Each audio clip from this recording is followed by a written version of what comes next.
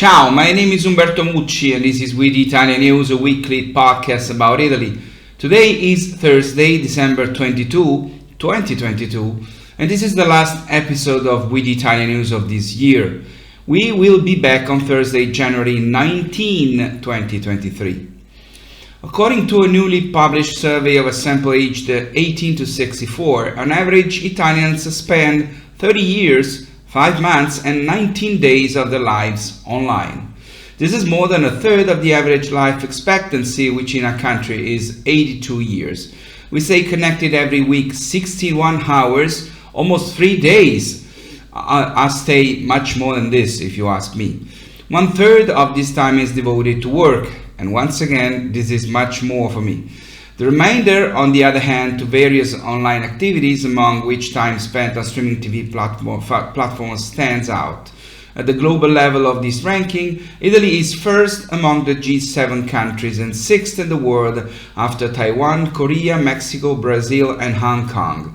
On this topic, a second analysis revealed that in Italy, computers, smart TVs and smartphones are the only expenditures that have grown since 2008, before and after the pandemic. There are more screens than people in Italian homes, 5 screens per family, which on average consists of 2.5 people in Italy. And internet-connected devices have risen to 93 million, a full 17 million more than 5 years ago. Leading the devices are 48 million smartphones, up more than 6 million since 2017. There are about 43 million televisions, present in 97.3% of homes. 16.7 million devices are connected to the internet, a figure up 210% from 2017.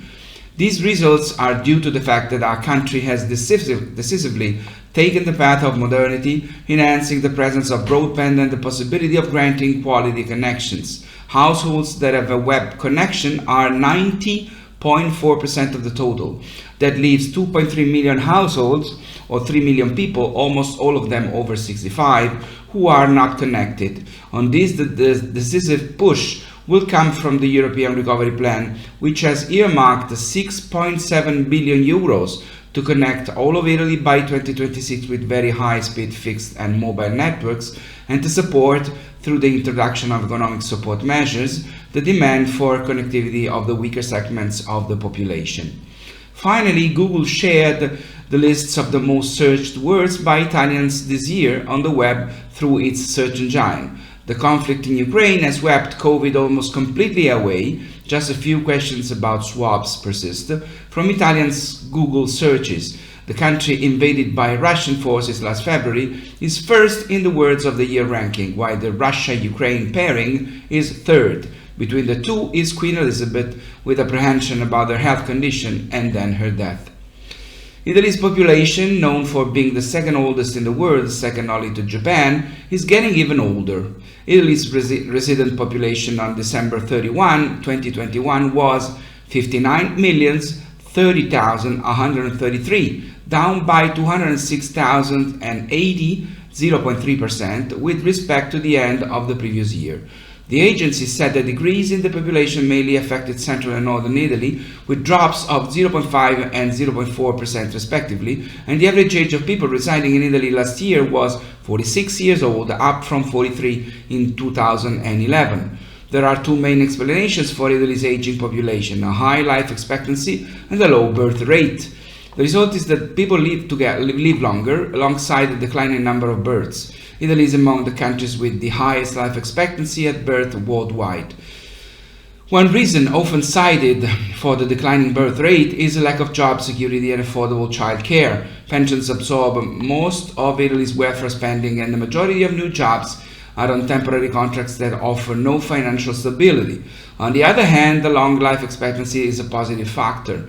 As the renowned medical journal Lancet points out, eating habits play a key role when it comes to Italians and longevity. A large part of the population can easily bring fresh and healthy food to the table, regardless of social status and income. These are the benefits of the so-called Mediterranean diet. According to a newly released report, 2023 will be a year of growth for the Italian real estate market, albeit in a landscape still characterized by the contrast between North and South. In the chart of the cities where buying a house costs more, starting from 10th place and moving up to 4th, we find Genoa in Liguria, Bari in Puglia, Turin in Piedmont, Verona in Veneto, Naples in Campania, Venice in Veneto, and Rome in Lazio. In 3rd place is Bologna in Emilia-Romagna, with an average cost of 3,419 euros per square meter. In 2nd place is Firenze in Tuscany, with an average of 4,184 euros per square meter. In 1st place is confirmed Milan in Lombardy, where on average buying a house will cost more than 5,300 euros per square meter. A couple of good news for Italy come from tourism and recycling. Right before Christmas, accommodation businesses' forecasts of tourist flows are positive. Between Christmas, New Year's Eve and Epiphany, 13.8 million presences in official facilities are expected, plus 8.1% compared to 2021. This growth is driven by the increase in foreign presences, which in some art cities have returned to 2019 levels.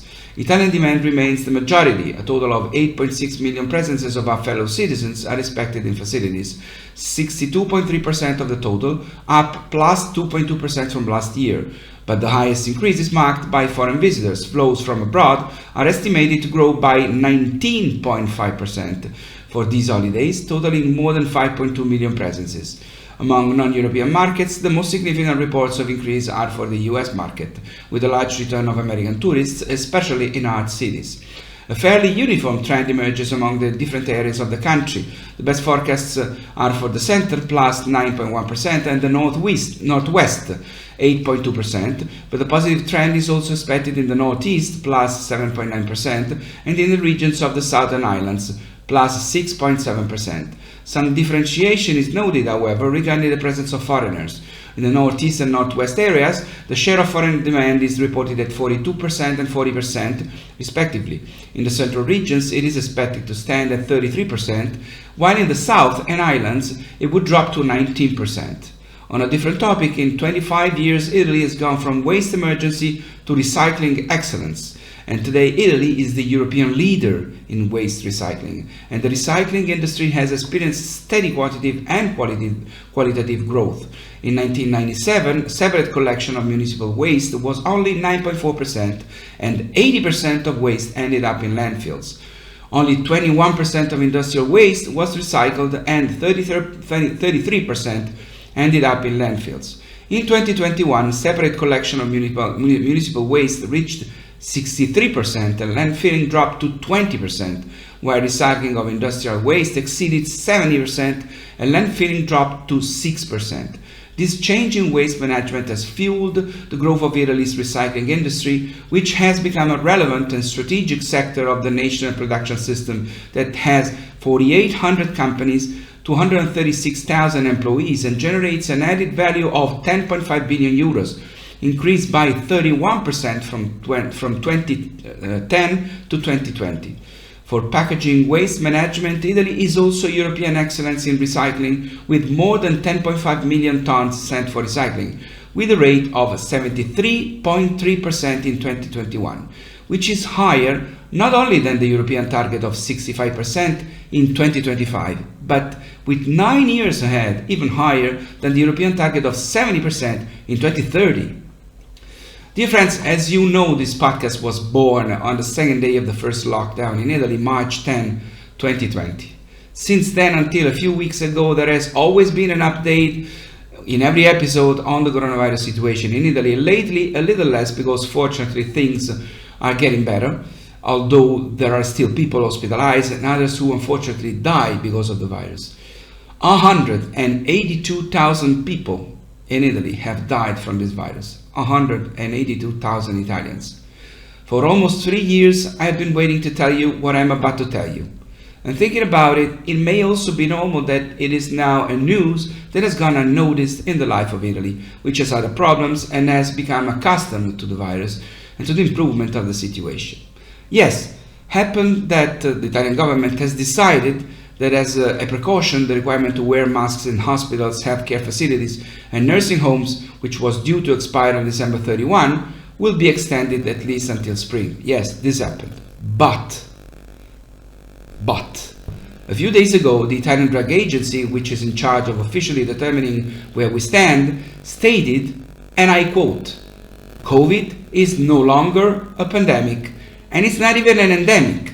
It'll continue to be present with peaks in the winter season along with the other respiratory viruses, but its lethality on global estimate is now 0.045% compared to 1 or 2% when it made its debut in our country, so less lethal than the flu that this week is hitting hard Italy." End of quotes. I think that there is no better news to end this episode and this year. Please have a wonderful, safe, happy Italian period of holidays wherever you will be. Happy Christmas, Happy New Year, Buona Befana. Enjoy love, happiness with all your people and families. We the Italian News will be back on Thursday, January 19, 2023. My name is Umberto Mucci. Ciao from Rome.